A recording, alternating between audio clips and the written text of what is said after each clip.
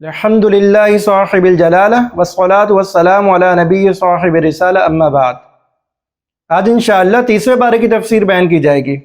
30واں پارہ کل 37 صورتوں کے مجموعے کا نام ہے۔ اما پارے کے اندر کل 37 صورتیں۔ ہر صورت کا احاطہ کرنا تو مشکل ہے کہ ہر صورت کا خلاصہ بیان کیا جائے، لیکن کوشش یہ کی جائے گی کہ اس کے مضامین پر گفتگو کی جائے۔ اللہ تعالیٰ نے پہلی صورت سورہ نبا کے اندر مختلف مضامین کو بیان کیا۔ ان میں ایک مضمون یہ بھی ہے کہ اللہ تعالیٰ کافروں کو خطاب کریں گے قیامت کے دن، فذوقوا فلن نزیدکم الا عذابا، آج تم اپنے اعمال کا مزہ چکھ لو، فلن نزیدکم الا عذابا، آج تم پر صرف اور صرف عذاب کی زیادتی کی جائے گی، عذاب کم نہیں ہوگا، عذاب اپنی حالت پر ٹھہرے گا بھی نہیں، فلن نزیدکم الا عذابا، تم پر عذاب کی زیادتی کی جائے گی۔ مفسرین نے یہاں یہ بات لکھی ہے کہ جتنی آیتیں عذاب کی نازل ہوئی ہیں ان میں سب سے سخت ترین آیت یہ ہے۔ کہیں اللہ تعالیٰ نے یہ بات فرمائی کہ ہم انہیں آگ میں جلائیں گے، کہیں اللہ تعالیٰ نے یہ بات فرمائی کہ ہم انہیں آگ کا ایندھن بنا دیں گے، کہیں اللہ تعالیٰ نے کسی عذاب کو ذکر کیا تو کہیں اللہ تعالیٰ نے کسی عذاب سے ڈرایا، لیکن یہاں کیا بات فرما دی، فلن نزیدکم الا عذابا، کہ ہم ان کے عذاب میں زیادتی کریں گے، ہم ان کو چھوڑیں گے نہیں کہ ان کا عذاب کسی حالت پہ ٹھہر جائے، یا ہم ان پر رحم کھا کر ان کے عذاب کو کم کر دیں، ایسا بھی نہیں کریں گے، نہ ان کا عذاب کم ہوگا، نہ ایسا ہوگا کہ تکلیف ایک حالت پہ آ کے ٹھہر جائے۔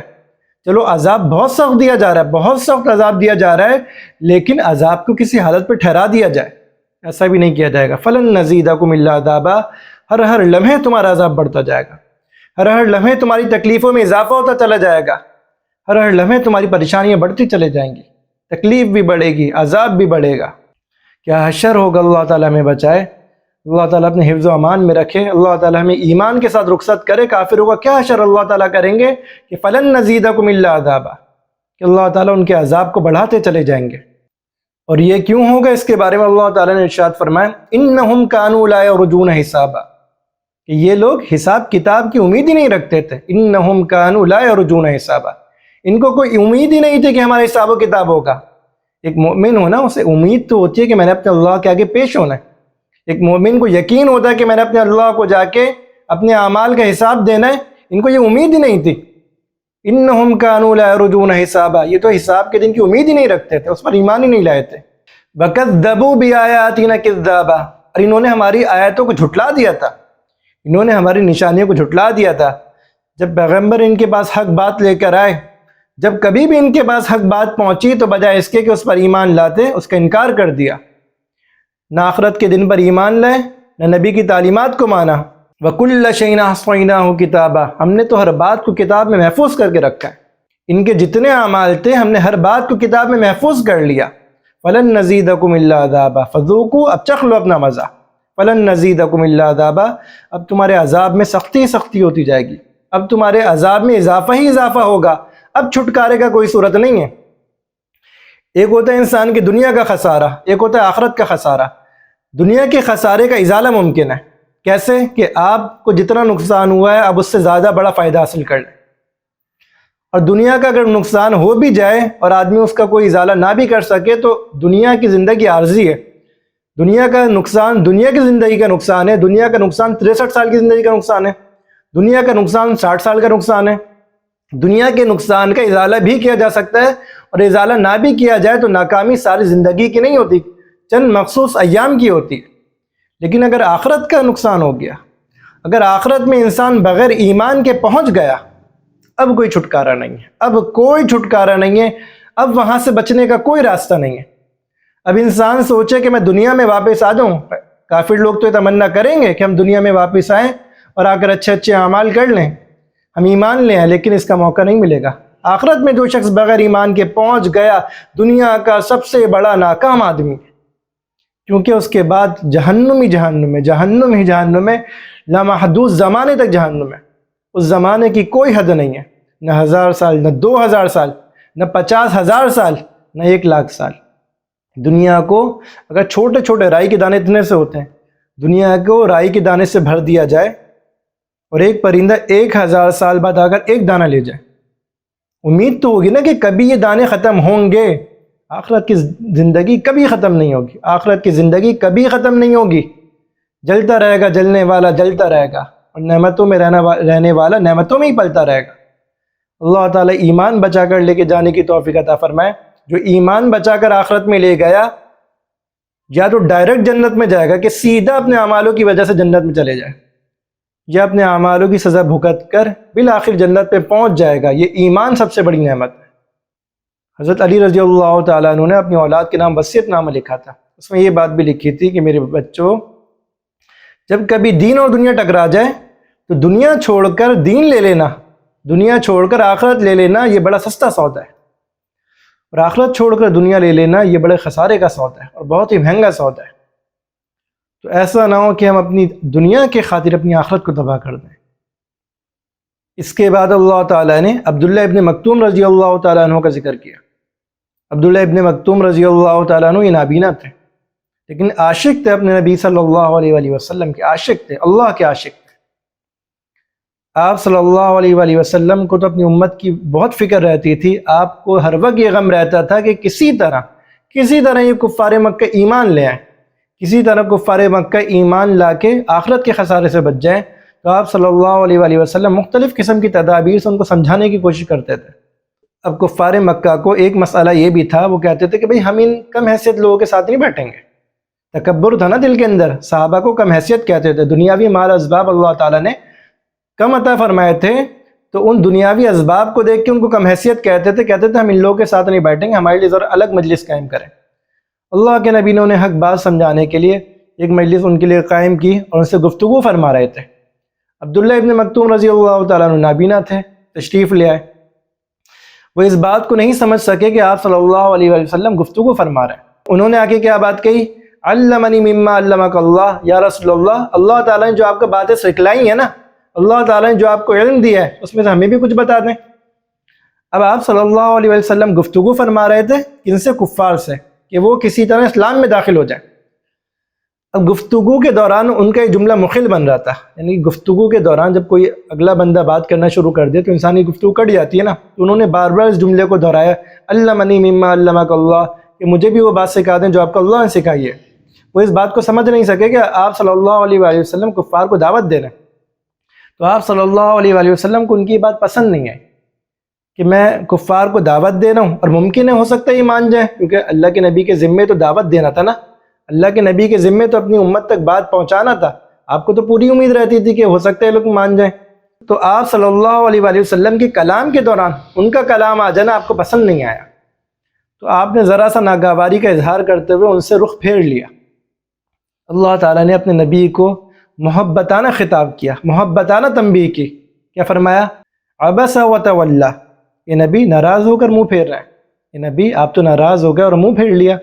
ان جاءہ الاعمی، کہ آپ کے پاس ایک نابینا شخص ہے، اے نبی کہ آپ ناراض ہو گئے اور آپ نے منہ پھیر لیا اس بات پر کہ آپ کے پاس ایک نابینا شخص ہے۔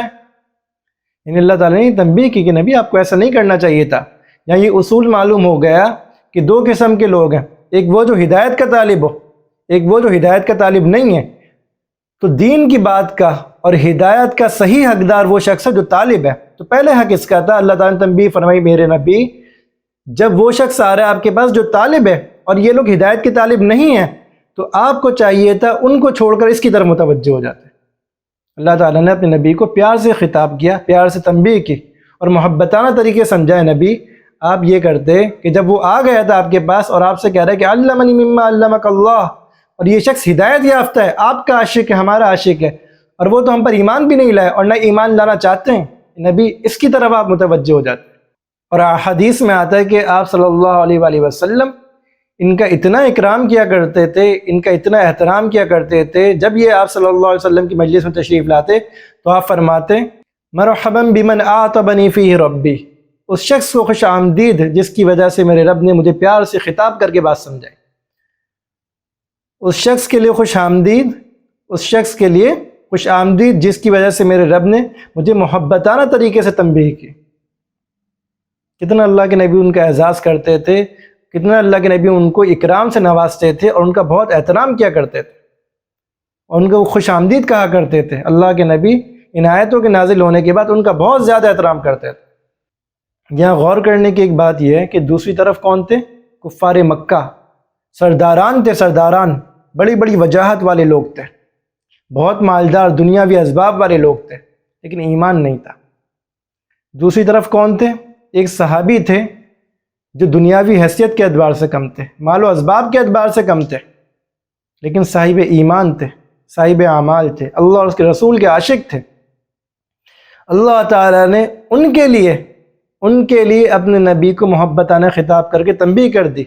تو معلوم یہ ہوا کہ ایک صاحب ایمان چاہے کتنا ہی حیثیت کے اعتبار سے کم کیوں نہ ہو، تمام کفار سے بہتر ہے، تمام کفار سے بہتر ہے۔ اور یہ بات یاد رکھ لیں، جس شخص کے پاس ایمان ہے، کتنے ہی اعمال کے اعتبار سے گر جائے، کتنے ہی اعمال کے اعتبار سے گر جائے، اعمال کے اعتبار سے گرنا نہیں چاہیے، میں یہ نہیں کہہ رہا ہوں گر جائیں آپ اعمال کے اعتبار سے، لیکن ایک شخص وہ جو صاحب ایمان ہے، کتنا ہی اعمال کے اعتبار سے گرا ہوا ہو، کتنا ہی معاشرے کا حقیر انسان کیوں نہ ہو، تمام کافروں سے بڑھ کر ہے، تمام کافروں سے بہتر ہے، کیونکہ یہ اللہ کا مجرم ہے، گناہ کرنے کی وجہ سے اللہ کا مجرم ہے، اور کفار اللہ کے باغی ہیں۔ اس کے بعد اللہ تعالیٰ نے اس مضمون کو ذکر کیا، ویل للمطففین، کہ ہلاکت و بربادی ہو ناپ تول میں کمی کرنے والوں کے لیے، الذین اذا اکتالوا علی الناس یستوفون، جب لوگوں سے وصول کرتے نا تو اپنا حق پورا پورا وصول کرتے، وَإِذَا كَالُوهُمْ أَوْ وَزَنُوهُمْ، لیکن جب لوگوں کو عطا کرتے ہیں، لیکن جب لوگوں کا حق دیتے ہیں، یخسرون، تو اس میں سے کمی کر لیتے ہیں، اپنا حق پورا پورا وصول کریں گے، اور جو ان کے ذمہ ادائیگی ہے اس میں کمی کریں گے۔ یہ اللہ تعالیٰ نے قوم شعیب کا ذکر کیا۔ اللہ تعالیٰ نے اس قوم پر 3 قسم کے عذاب نازل کیے تھے۔ حضرت شعیب علیہ السلام نے بہت سمجھایا اپنی قوم کو کہ ناپ تول میں کمی مت کرو، ناپ تول میں کمی مت کرو، لیکن وہ نہیں مانے۔ آپ نے یہاں تک فرمایا کہ بقیت اللہ خیر لکم ان کنتم مؤمنین، اگر تم میری بات مان جاؤ نا تو صحیح طرح سے کمایا ہوا جو پیسہ ہے، صحیح طرح سے کمانے کے نتیجے میں جو تمہیں بچے گا نا، وہ تمہارے لیے زیادہ بہتر ہے، اس میں اللہ برکتیں نازل کر دیں گے۔ لیکن وہ نہیں مانے، اللہ تعالیٰ نے 3 قسم کے عذاب میں گھیر لیا۔ اللہ تعالیٰ نے ان پہ چنگاڑ کے عذاب کو مسلط کیا، ان پہ زلزلے کے عذاب کو مسلط کیا، اور ان پر بادل سے آگ بھی برسائی۔ یہ 3 قسم کے عذاب اللہ تعالیٰ نے ان پر نازل کیے۔ یہاں یہ بات بھی سمجھ لیں کہ ناپ تول کی کمی کہتے کس ہیں، کہ دودھ والے نے دودھ کم دے دیا، دودھ میں پانی ملا دیا، کسی نے آٹے کا وزن کم کر لیا، گندم کا وزن کم کر لیا، یہ ناپ تول کی کمی ہے، یہ بھی ناپ تول کی کمی ہے، یہی ناپ تول کی کمی نہیں ہے۔ ہر وہ شخص جس کے ذمے جس چیز کی ادائیگی تھی، اس میں وہ جتنی کوتاہی کرے گا، یہ ناپ تول میں کمی کرنے والا ہے۔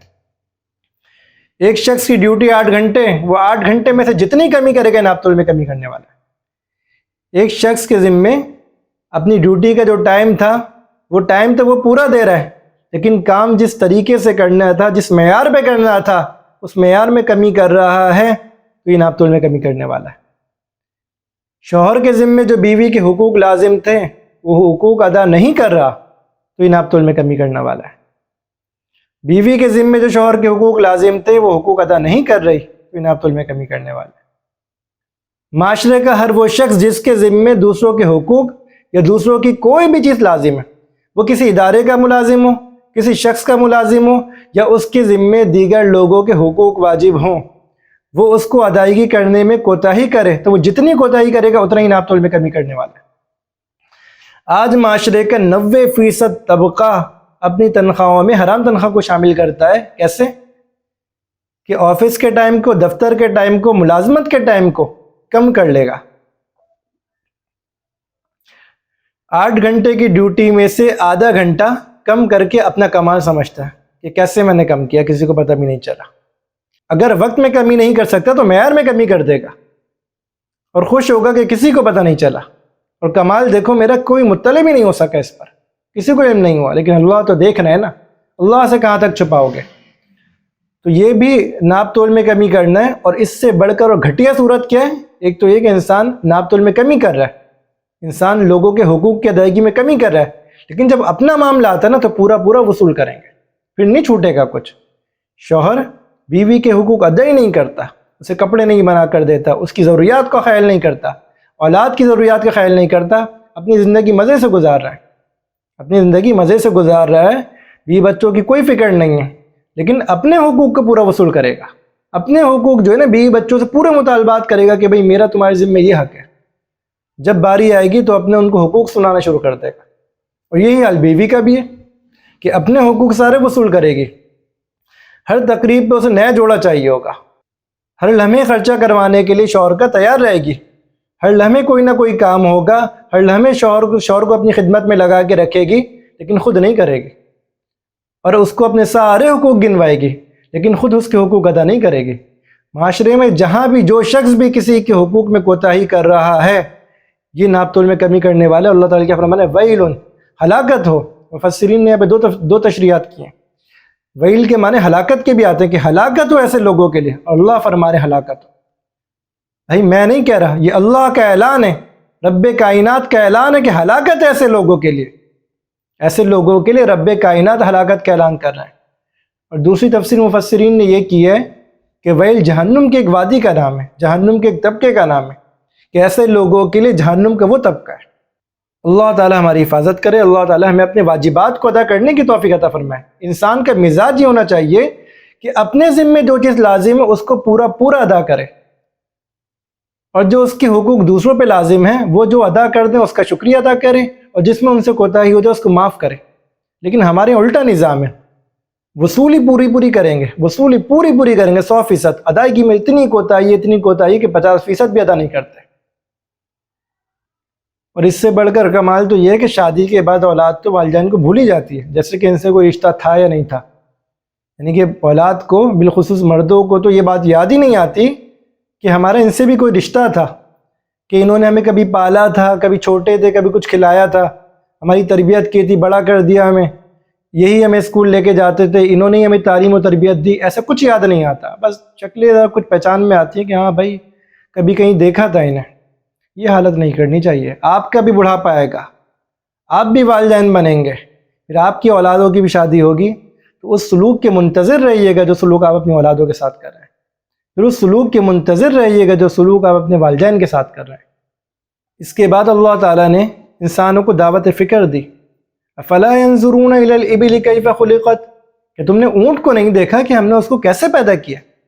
افلا ينظرون الى الابل كيف خلقت، کیا اونٹ کی تخلیق میں تم نے غور نہیں کیا، کہ اونٹ کی خلقت میں غور نہیں کیا، کیسی عجیب مخلوق اللہ نے بنائی ہے، عجیب و غریب خاصیت کا مالک ہے اونٹ۔ اونٹ اتنا قوی جانور ہونے کے باوجود انسان کے تابع آسانی سے ہو جاتا ہے۔ ہر انسان کی آنکھ پر ایک پردہ ہے، اللہ تعالیٰ نے اونٹ کی آنکھ پہ 2 پردے بنائے۔ ہماری آنکھ کا پردہ گر جائے تو ہم دیکھ نہیں سکتے، اونٹ کو اللہ نے یہ خاصیت دی کہ 2 پردے بنا دیے۔ ایک پردہ ریگستان کی مٹی سے حفاظت کے لیے بنا دیا کہ وہ دیکھے گا بھی اور مٹی سے حفاظت بھی ہو جائے گی۔ اللہ تعالیٰ نے اس کو کیا صلاحیت دی کہ کئی دنوں کا کھانا، کئی دنوں کی خوراک، کئی دنوں کا پانی اپنے اندر جمع کر لیتا ہے۔ ریگستانوں میں پانی نہیں ملتا، خوراک آسانی سے نہیں ملتی، تو کئی دنوں کی خوراک اپنے اندر جمع کر لیتا ہے۔ اس کی نظام ہضم کو اللہ نے اتنا مضبوط بنایا کہ وہ کانٹے کھا کر بھی اس کو آسانی سے ہضم کر لیتا ہے۔ آگے کیا فرمایا، وَإِلَى السَّمَاءِ كَيْفَ رُفِعَتْ، اور تم نے کیا غور نہیں کیا اللہ نے آسمان کو کیسے بلند کیا۔ وَإِلَى الْجِبَالِ كَيْفَ نُصِبَتْ، کہ تم نے پہاڑوں کو نہیں دیکھا کہ اللہ تعالیٰ نے پہاڑوں کو کیسے گاڑ دیا۔ وَإِلَى الْأَرْضِ كَيْفَ سُطِحَتْ، کہ زمین پر غور نہیں کیا کہ اللہ نے زمین کو کیسے بچھایا۔ زمین کو اللہ نے کیسا بچھایا، نہ انتہائی نرم بنایا کہ انسان اس پہ چل بھی نہ سکے، نہ انتہائی سخت بنایا کہ انسان اس پہ کاشتکاری نہ کر سکے۔ زمینوں میں اللہ نے پہاڑوں کے نظام کو قائم کر دیا، آسمانوں کے نظام کو قائم کیا، اللہ نے آسمانوں کو بنایا۔ اللہ تعالیٰ دعوت فکر دینے کہ بھائی سوچو، غور کرو، اللہ کی تخلیق میں غور کرو گے تو اللہ تک پہنچ جاؤ گے۔ اللہ تعالیٰ تک اگر پہنچنا ہے تو اللہ تعالیٰ کی تخلیق میں غور کرنا پڑے گا۔ انسان اللہ تعالیٰ کی تخلیق میں غور کر اللہ تعالیٰ کی ذات کو پا سکتا ہے۔ اللہ تعالیٰ کی تخلیق میں غور کر کے انسان کو یہ بات سمجھ آ جائے گی کہ اس کائنات کا کوئی نہ کوئی بنانے والا ہے۔ عجیب و غریب خلقت کا انسان بنا دیا، عجیب و غریب خلقت کی چیزیں بنا دی، زمین بچھا دی، آسمان بنا دیا، پہاڑوں کے نظام کو قائم کر دیا۔ اونٹ کی خلقت میں غور کر لو، عجیب و غریب حیت کا جانور ہے، لمبی لمبی اللہ نے ٹانگیں عطا فرما دی، بوجھ اٹھانے کی صلاحیت عطا فرما دی، گوشت اس کا ہم کھا سکتے ہیں، دودھ اس کا پی سکتے ہیں، ہر طرح کا اس سے فائدہ اٹھا سکتے ہیں، سواری کے وہ کام آتا ہے۔ اونٹ میں عجیب صلاحیت رکھی، اونٹوں کا جو مجموعہ جا رہا ہوتا ہے تو انسان صرف آگے والے اونٹ کو پکڑا ہوا ہوتا ہے، ہر پیچھے والا اونٹ آگے والے اونٹ سے بندھا ہوا ہوتا ہے، اور سارے اونٹ ایک قطار میں چل رہے ہوتے ہیں۔ یہاں بکری ہو، کوئی اور جانور ہو، گائے بائیں ہو تو دائیں بائیں بھاگتے ہیں، دائیں بائیں کا رخ کرتے ہیں، لیکن اونٹ نہیں رخ کرتا، اونٹ ایک قطار میں چلتا ہے۔ کیسی اللہ تعالیٰ نے تخلیق کی۔ اللہ تعالیٰ دعوت فکر دے رہے کہ میرے بندوں میں تخلیق میں غور کرو، ہم مل جائیں گے تمہیں۔ یہاں سے یہ بات بھی پتہ چلی کہ اللہ تعالیٰ کی تخلیق میں غور کرنا، کہ اللہ نے کیسا آسمان بنایا، کیسی زمین بچھائی، یہ خود ایک مستقل عبادت ہے۔ اس کے بعد اللہ تعالیٰ نے آپ صلی اللہ علیہ وآلہ وسلم کو اپنی ایک نعمت یاد دلائی، الم نشرح لک صدرک، یہ نبی کہ ہم نے آپ کے سینے کو کھولا نہیں، کہ ہم نے آپ کے سینے کو علوم شریعت کے لیے وسیع نہیں کر دیا، کہ ہم نے آپ کے سینے میں علوم شریعت ڈال نہیں دیے، الم نشرح لک صدرک، کہ ہم نے آپ کے سینے کو کشادہ نہیں کر دیا۔ حضرت موسیٰ علیہ السلام اللہ تعالیٰ سے دعا مانگ رہے ہیں، کیا دعا مانگ رہے ہیں؟ رب اشرح لی صدری، یا اللہ میرے سینے کو کشادہ کر دے، یا اللہ میرے سینے کو علم دین کے لیے، یا اللہ میرے سینے کو علم وحی کے لیے کشادہ کر دے۔ اور اللہ تعالیٰ یہاں کیا فرمانا کہ ہم نے آپ کے ساتھ یہ معاملہ نہیں کیا، حضرت موسیٰ علیہ السلام سوال کر کے مانگ رہے ہیں، اللہ تعالیٰ نے اپنے نبی کو بغیر مانگے عطا کر دیا۔ اس کے بعد اللہ تعالیٰ نے مسلمانوں کو تسلی دیے، ان مع العسر، اس کے بعد اللہ تعالیٰ نے مسلمانوں کو تسلی دی ہے، فإن مع العسر یسرا، ان مع العسر یسرا، ہر تنگی کے بعد راحت ہے، ہر تنگی کے بعد راحت ہے، ہر رات کے بعد صبح ہے۔ کیا رات صبح کے آنے کی دلیل نہیں ہے؟ کیا رات صبح کے آنے کا پیغام نہیں ہے؟ تکلیف پہنچ گئی نا، تکلیف آنا خود راحت کے آنے کا پیغام ہے۔ انسان کو تکلیف پہنچتی ہے نا تو یاد رکھ لیں اللہ تعالیٰ تکلیف کی حالت میں چھوڑتا نہیں اپنے بندے کو۔ ان مع العسر یسرا، اگر عربی کی بلاغت کو دیکھا جائے نا، یہاں اس کا مطلب یہ ہے کہ ہر ایک تکلیف کے بعد دو قسم کی راحت ہیں، ہر ایک تکلیف کے بعد دو راحتیں ملتی ہیں۔ اللہ تعالیٰ اگر ایک تکلیف پہنچا دے نا تو وہ غفور و رحیم ذات ہے، وہ ایک تکلیف کے بعد دو راحتیں پہنچاتا ہے۔ آپ صلی اللہ علیہ وآلہ وسلم نے فرمایا لن یغلب عسر یسرین، کہ ایک تکلیف نا دو نعمتوں پہ غالب نہیں آ سکتی، کہ اگر تمہیں ایک تکلیف پہنچ گئی نا تو بدلے میں اللہ تعالیٰ تمہیں دو نعمتیں بھی دے گا، دو راحتیں بھی دے گا۔ تو یہ ایک تکلیف دو نعمتوں پہ کیسے غالب آئے گی؟ تکلیف تو ایک تھی، نعمتیں دو ہیں، تو تکلیف زیادہ ہوئی کہ نعمتیں زیادہ ہوئیں؟ نعمتیں زیادہ ہوئیں۔ یاد رکھ لیں جب بھی کبھی تکلیف پہنچے تو یاد رکھ لیں ان مع العسر یسرا، کہ ہر تکلیف کے بعد راحت ہے، ہر تنگی کے بعد راحت ہے۔ اللہ تعالیٰ ہر تکلیف کے بعد اپنے بندے کو چھوڑ نہیں دیتے، اپنے بندے سے تکلیف دور کرتے۔ بس بندہ یہ ہے کہ اللہ تعالیٰ کی طرف رجوع نہیں کرتا، بندہ نہیں لوٹتا اللہ تعالیٰ کی طرف، اللہ تو اپنے بندے کو ہمیشہ یاد رکھتا ہے۔ بس بندہ اپنے کردار سے اس جگہ نہ پہنچ جائے کہ اللہ تعالیٰ اسے بھلا بیٹھے۔ اس کے بعد اللہ تعالیٰ نے سب سے پہلی وحی کا ذکر کیا، کیا فرمایا اقرا، یہ نبی پڑھیے، اقرا بسم ربک الذی خلق، یہ نبی اس رب کے نام سے پڑھیے جس نے آپ کو پیدا کیا، یہ نبی اپنے اس رب کے نام سے پڑھیے جس نے آپ کو پیدا کیا، اتنا بڑا احسان کیا۔ اور یہاں سے علم کی فضیلت معلوم ہوتی ہے کہ اللہ تعالیٰ اپنے نبی کو پڑھنے کا حکم دے رہے ہیں۔ یہاں مشہور واقعہ ہے کہ کس طرح جبرائیل علیہ السلام آپ صلی اللہ علیہ وآلہ وسلم کے پاس غار حرا میں تشریف لائے اور آپ پر وحی نازل کیا، آپ نے فرمایا ما انا بقارئ، ما انا بقارئ، میں نہیں پڑھ سکتا۔ اس پر حضرت جبرائیل علیہ السلام نے 3 مرتبہ آپ صلی اللہ علیہ وآلہ وسلم کو اپنے سینے سے لگایا اور زور سے دبایا۔ اس کے بعد آپ صلی اللہ علیہ وآلہ وسلم کی زبان پر قرآن کی آیتیں جاری ہو گئیں۔ بعض روایت سے معلوم ہوتا ہے کہ حضرت جبرائیل علیہ السلام کوئی صفحہ سا لے کر آئے تھے، اس صفحے کو دے کر فرمایا تھا کہ پڑھیے۔ وجہ اس کی ہے کہ اگر کوئی آدمی پڑھنا لکھنا نہ جانتا ہو، دوسرا شخص اسے بولے کہ بھائی یہ جملہ بولو، وہ یہ جملہ بولنے کی تو صلاحیت رکھتا ہے، جبکہ وہ عرب میں سے ہو، اس کی عربی بھی اچھی ہو، تو وہ جملہ بولنے کی صلاحیت تو رکھتا ہے۔ تو پھر کیا مطلب ہوا کہ حضرت جبرائیل علیہ السلام وہی پڑھ کر سنا رہے ہیں اور آپ صلی اللہ علیہ تو پھر کیا مطلب ہوا کہ آپ صلی اللہ علیہ وسلم تو پھر کیا مطلب ہوا کہ حضرت جبرائیل علیہ السلام وہی پڑھ کر سنا رہے ہیں اور آپ فرما رہے ہیں جواباً کہ میں پڑھ نہیں سکتا۔ تو روایت سے معلوم ہوتا ہے کہ ایک تحریر تھی، اس تحریر کو پڑھنے کا کہا جا رہا تھا، آپ نے فرمایا کہ میں اس کو پڑھ نہیں سکتا۔ اس کے بعد اللہ تعالیٰ نے زمانے کی قسم کھائی، والعصر، کہ زمانے کی قسم، ان الانسان لفی خسر، کہ سارے کے سارے انسان خسارے میں، الا الذین آمنوا، سوائے ان لوگوں کے جو ایمان لائے، وعملوا الصالحات، اور جنہوں نے نیک اعمال کیے، ایمان لائے، نیک اعمال کیے، وتواصوا بالحق، اور حق بات کی وصیت کرتے رہے، وتواصوا بالصبر، اور صبر کی وصیت کرتے رہے۔ اللہ تعالیٰ نے یہاں پر زمانے کی قسم کھائی، والعصر، زمانے کی قسم۔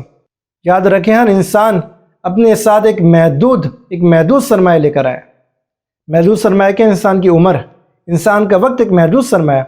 کوئی 60 سال لایا، کوئی 40 سال لایا، کوئی 100 سال لایا، کوئی 20 25 کوئی 30 سال لایا. ہر انسان کے پاس ایک محدود سرمایہ ہے، اسے اس نے خرچ کرنا ہے. کہاں خرچ کرنا ہے؟ کبھی نیکی کے کام میں اور گناہوں سے بچنا ہے. دیکھو جب انسان کے پاس سرمایہ ہوتا ہے نا، انسان سرمایہ کسی کام میں لگاتا ہے تو اس کے نتیجے میں انسان کا سرمایہ بھی اس کو وصول ہو جاتا ہے اور ساتھ میں منافع بھی حاصل ہو جاتا ہے. یا یہ ہوتا ہے کہ انسان سرمایہ لگاتا ہے، اس کو منافع تو نہیں ہوتا لیکن سرمایہ بچ جاتا ہے. تیسرا یہ ہوتا ہے کہ انسان سرمایہ کسی کام میں لگاتا ہے، سرمایہ بھی ڈوب جاتا ہے، منافع بھی کوئی نہیں ہوتا. تو لوگوں کی بھی 3 قسمیں کہ اللہ تعالیٰ نے زندگی کا سرمایہ عطا فرما دیا، جو مدت اس کی لکھی ہوئی ہے وہ سرمایہ اس کے پاس. اب وہ اسے کسی کام میں لگا کے نیکیوں کے کام میں لگائے گا، اس کا سرمایہ، اس کا وقت بھی استعمال ہو گیا اچھے کام میں اور اس کو نیکیاں بھی مل گئی. یعنی اس کا سرمایہ بھی وصول ہو گیا، اس کو منافع بھی مل گیا. دوسرا آدمی وہ ہے جس نے اپنے وقت کو گنوا دیا، لیکن کس کام میں؟ گناہ کے کام میں نہیں، سوتے سوتے گنوا دیا. کسی جائز کام میں گنوا دیا، گناہ کے کام میں نہیں گنوایا. تو یہ وہ آدمی ہے جس کو منافع نہیں ہوا، البتہ اس کا وقت بچ گیا، وقت گناہوں سے بچ گیا.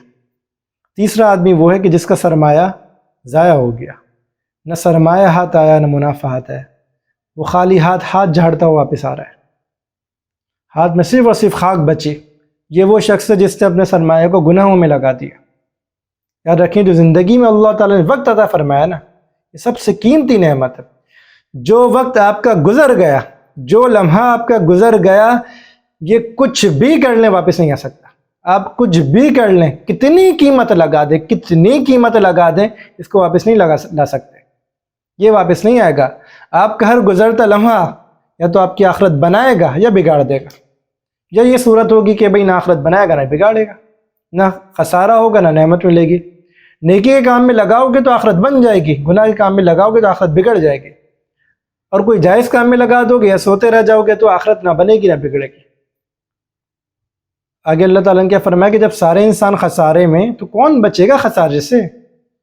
اللہ تعالیٰ نے آگے کیا مضمون بیان کیا کہ سارے انسان خسارے میں، سبھی خسارے میں. یا اللہ جب سب خسارے میں تو بچے گا کون؟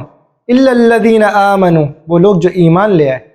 الحمدللہ اللہ تعالیٰ نے یہ عظیم نعمت مجھے بھی اور ہم سب کو عطا فرمائی ہے. الا الذین آمنوا، وہ لوگ جو ایمان لے آئے. اب یہ نعمت تو ہمیں مل گئی نا، اب آگے والی نعمتوں کے حصول کے لیے محنت کرنی ہے. عاملوا الصالحات، اور وہ لوگ جو نیک اعمال کریں. اللہ تعالیٰ میں نیک اعمال کرنے والا بنا دے. اللہ تعالیٰ کیا فرمانے؟ کون بچے گا؟ ایمان لانے والا اور نیک اعمال کرنے والا. اور آگے کیا فرمایا؟ وتواصوا بالحق، خود نیک اعمال نہ کرتا ہو، صرف دوسروں کو بھی نیکی کی دعوت دے، دوسروں تک بھی نیکی کا پیغام پہنچائے. وتواصوا بالحق، یہاں اللہ نے وصیت کے لفظ کو استعمال کیا. وصیت عام طور پر اس مضمون کو کہا جاتا ہے جو ایک شخص اپنی موت کے قریب اپنے قریبی لوگوں کو اپنی ساری زندگی کے تجربات کا نچوڑ پیش کرتا ہے.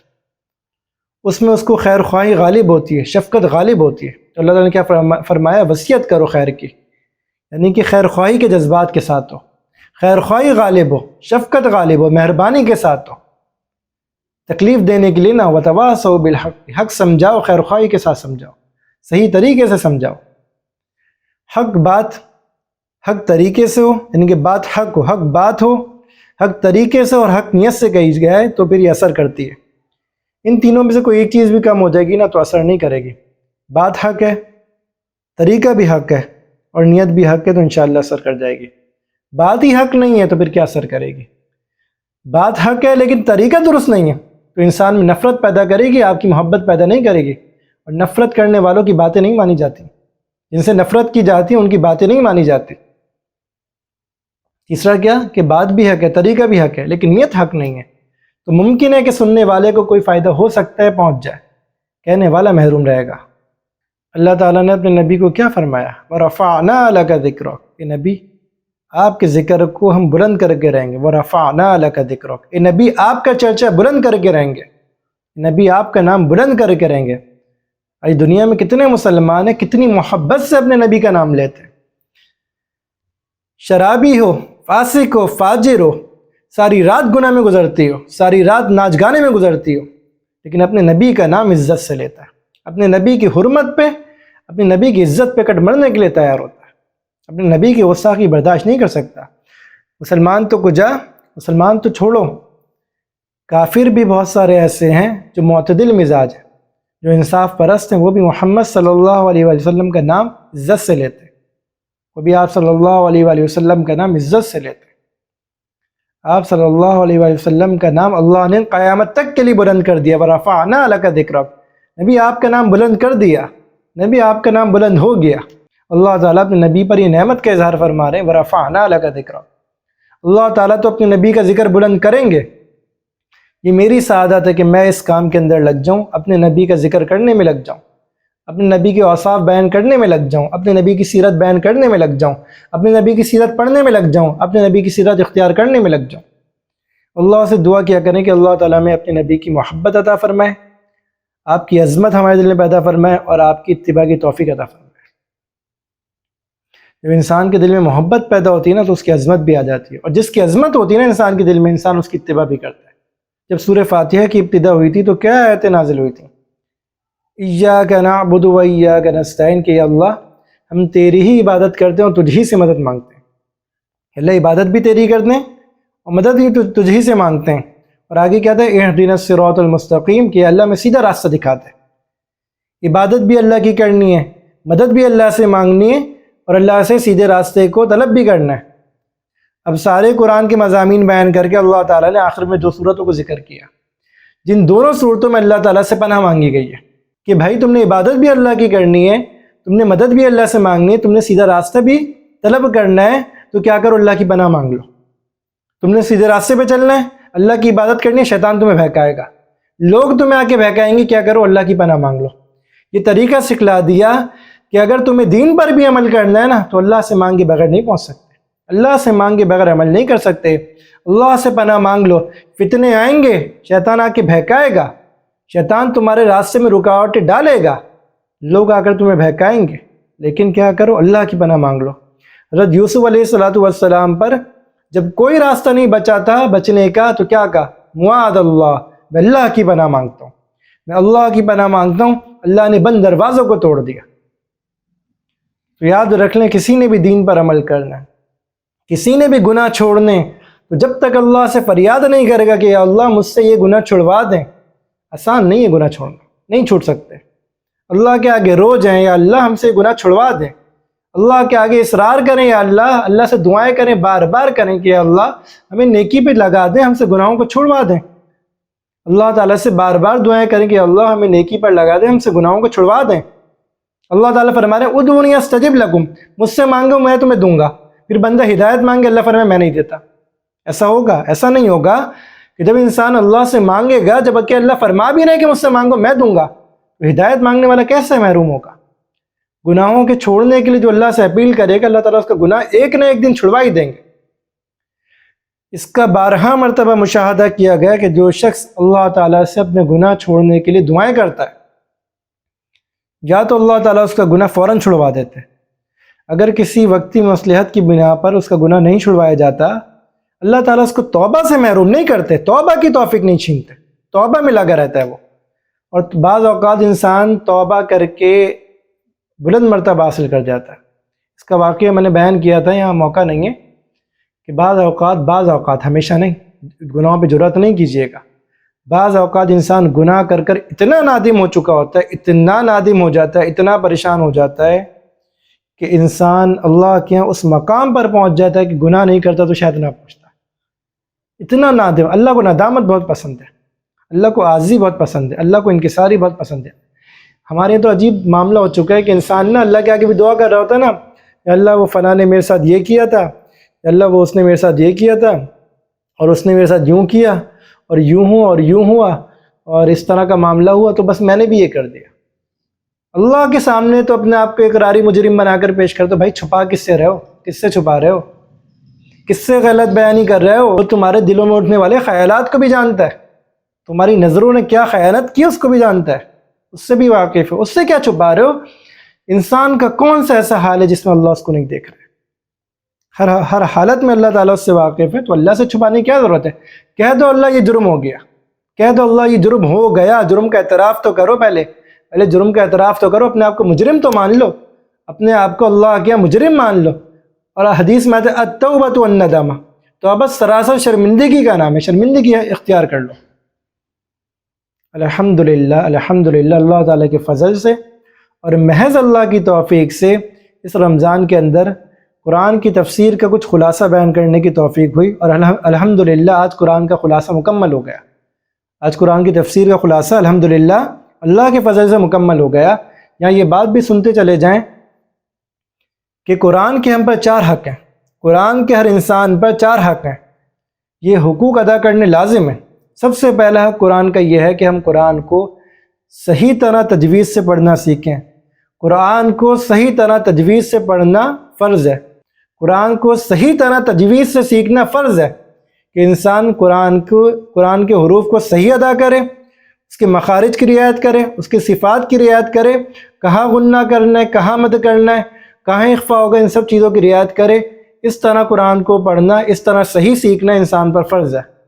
تو قرآن کو سب سے پہلے صحیح سیکھیں اور تلاوت کا معمول بنائیں۔ قرآن کی تلاوت کرنا، یہ قرآن کی تلاوت کرنا قرآن کا سب سے پہلا حق ہے، اور تلاوت بغیر قواعد کے نہیں کرنا، صحیح طریقے سے تلاوت کرنا۔ جس کو قرآن پڑھنا صحیح طریقے سے آتا ہے نا، اس کو چاہیے کہ قرآن کم سے کم روزانہ 1 پارہ تلاوت کرے۔ نہیں کر سکتا تو جتنا کر سکتا اتنا کرے، لیکن روزانہ کرے۔ اور جن کو قرآن پڑھنا صحیح نہیں آتا تو وہ تلاوت کا وقت بجائے تلاوت کر کے قرآن کو غلط پڑھ کے گناہ گار ہونے کے، وہ کہیں بیٹھ کر اپنا قرآن صحیح کریں۔ قرآن صحیح کرنے میں شرمائے نہیں، بھلے کتنی عمر کیوں نہ ہو گئی، وہ کسی کے پاس بیٹھ کر مہینے کا کام ہے، 2 مہینے کا کام ہے، اپنا قرآن ٹھیک کر لیں۔ دوسرا حق قرآن کا ہم پر یہ ہے کہ ہم قرآن کی معلومات کو، قرآن کے علم کو سیکھیں، قرآن کی تفسیر کو سیکھیں، قرآن کے ترجمے کو سیکھیں، قرآن کے علم کو ہم حاصل کرنے کی کوشش کریں کہ قرآن ہم سے کیا کہنا چاہ رہا ہے، قرآن ہم سے کیا مخاطب ہو رہا ہے۔ کم سے کم اما پارے کی تفسیر سیکھ لیں، کم سے کم اما پارے کا ترجمہ سیکھ لیں کہ نماز میں انسان کھڑا ہوا ہو، امام قرات کرو تو انسان کو پتہ تو کہ پڑھ کیا رہا ہے، انسان خود کچھ پڑھ رہا ہے تو پتہ تو پڑھ کیا رہا ہے۔ تو یہ قرآن کا دوسرا حق ہے ہم پر۔ تیسرا حق قرآن کا ہم پر یہ ہے کہ ہم قرآن کی تعلیمات کو اپنی زندگی میں عملی جامہ پہنائیں، ہم قرآن کی تعلیمات پر عمل کریں، قرآن ہماری زندگیوں میں آ جائے، قرآن صرف کتابوں میں نہ رہے، قرآن صرف کتابوں کی زینت نہ بنے، قرآن کے اوراق میں جو بات لکھی ہوئی ہے وہ ہماری عملی زندگی کا نمونہ بن جائے۔ عائشہ رضی اللہ تعالیٰ عنہ سے پوچھا گیا کہ آپ صلی اللہ علیہ وسلم کے اخلاق کیسے ہیں؟ آپ نے فرمایا کہ تم نے قرآن نہیں پڑھا۔ ایک قرآن وہ ہے اور یہ چلتا پھرتا قرآن ہے، یعنی کہ ایک قرآن یہ ہے اور آپ صلی اللہ علیہ وآلہ وسلم قرآن کی چلتی پھرتی تفسیر ہے۔ آپ نے ساری زندگی قرآن پہ عمل کیا۔ ہمیں بھی چاہیے کہ ہم اپنی ساری زندگی کو قرآن کی تعلیمات کے موافق کر لیں، شریعت کی تعلیمات کے موافق کر لیں۔ چوتھا مطالبہ ہم سے قرآن کا یہ ہے، چوتھا مطالبہ اور چوتھا حق قرآن کا ہم پر یہ ہے کہ ہم قرآن کی تعلیمات کو صحیح طریقے سے آگے پہنچائیں۔ جب ہم نے قرآن کی صحیح طرح تلاوت کر لی، قرآن کے مفاہیم پر غور کر لیا، قرآن پر عمل کر لیا، اب چوتھی ذمہ داری ہماری یہ ہے کہ ہم قرآن کی تعلیمات کو دنیا میں پہنچا دیں، ہر ایک تک قرآن کی تعلیمات کو پہنچانے کی کوشش کریں۔ جتنا آپ کا دائرہ بڑا ہو، جتنا آپ کے حلقہ احباب ہو، جس کو آپ پہنچا سکتے ہیں تو آپ قرآن کی تعلیمات کو عام کریں، شریعت کی تعلیمات کو عام کریں۔ اللہ تعالی ہمیں صحیح طرح شریعت پر عمل کرنے کی توفیق عطا فرمائے اور صحیح طرح قرآن فہمی کی توفیق عطا فرمائے، قرآن سمجھنے کی توفیق عطا فرمائے۔ وآخر دعوانا ان الحمد للہ رب العالمین۔